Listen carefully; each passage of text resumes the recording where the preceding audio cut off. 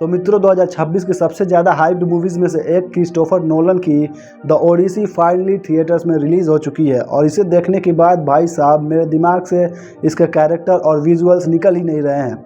और अगर तुमने क्रिस्टोफर नोलन की बाकी मूवीज़ देख रखी है तो तुमको मालूम ही होगा कि क्यों नहीं निकल रहे हैं।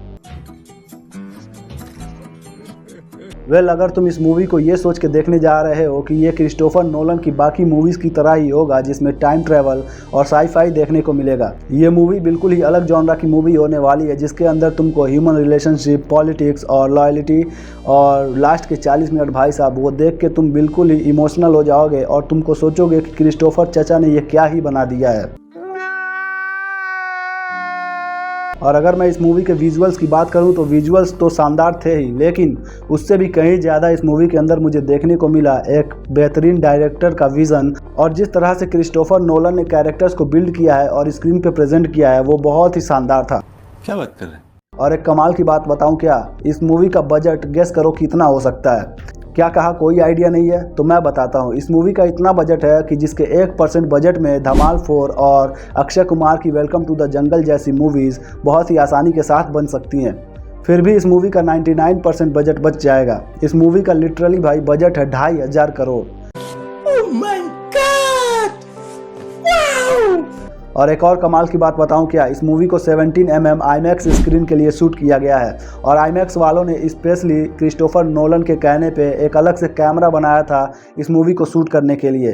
लेकिन दुख की बात पता है क्या है, इंडिया में 17mm का IMAX स्क्रीन मौजूद ही नहीं है जिस पे हम इस मूवी को इसके ओरिजिनल वर्जन में देख सकें।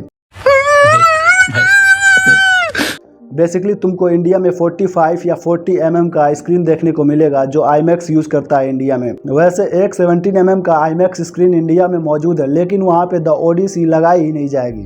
अगर इस मूवी की हम लोग बात करें तो इसका मेन कैरेक्टर है द ओडिसियस जिसको कि प्ले किया है मैट डेमन ने। और भाई क्या एक्टिंग की है इस मूवी के अंदर मैट डेमन ने। इन्होंने सारे कैरेक्टर्स को, सारे बड़े बड़े हॉलीवुड के एक्टर्स को जो इस मूवी में मौजूद है उनको ओवरशैडो कर दिया है। तो जो मैट डेमन का कैरेक्टर है द ओडिसियस वो ट्रॉय के युद्ध पे जाता है जिसको ये लोग जीत लेते हैं बड़े ही आसानी के साथ। और ऐसा माना जाता है कि द ओडिसियस इस युद्ध में सबसे चतुर और चालाक योद्धा होता है। लेकिन जब ओडिसियस युद्ध जीतने के बाद घर वापस जाना चाहता है तो जो सफ़र 3 महीने में उसे पूरा कर लेना चाहिए था उसको पूरा करने में 10 साल लग जाता है। उसको 10 साल क्यों लग जाता है घर वापसी में, ये जानने के लिए आपको मूवी देखनी पड़ेगी, नहीं तो मैं यहाँ बता दूंगा तो स्पॉइलर हो जाएगा, बाद में आप लोग मुझे ही गाली दोगे।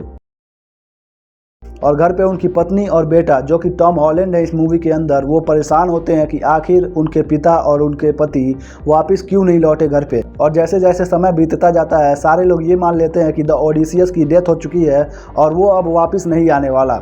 लेकिन उसका बेटा टॉम हॉलैंड ये मानने को तैयार नहीं होता है कि उसकी पिता की डेथ हो चुकी है। वो अभी भी ये आस लगाए हुए है कि उनका पिता कभी न कभी वापस जरूर आएगा। और ओडिसियस के वापस ना लौटने का फ़ायदा उठा के जो राज्य में बड़े बड़े मंत्री होते हैं और पावरफुल लोग होते हैं वो ओडिसियस के राज्य पे कब्जा करना चाहते हैं और उसके बीवी से शादी करना चाहते हैं। इसी को लेके पूरी मूवी के अंदर केओस मचा हुआ है जो कि लास्ट में तुमको एकदम इमोशनल कर देगा और ये तुम सोचने पे मजबूर हो जाओगे कि क्रिस्टोफर चचा ने क्या ही बना दिया है। अगर इस मूवी को मुझे रेट करना हो तो मैं इसे दूंगा 4 आउट ऑफ 5 स्टार। और अगर तुमने ये मूवी अभी तक नहीं देखा है तो जल्दी से टिकट खरीदो और थिएटर जाके देख के आओ, नहीं तो ऐसा ना हो बाद में ये कहते फिरो कि एक मास्टरपीस मिस कर दी। गाड़ी स्टार्ट कर। आज के लिए इतना ही। और अगर तुमने अभी तक चैनल को सब्सक्राइब नहीं किया है तो वो जो नीचे लाल कलर का बटन दिख रहा है दबा के सब्सक्राइब कर लो। मिलते हैं नेक्स्ट किसी वीडियो में, तब तक के लिए बाय बाय।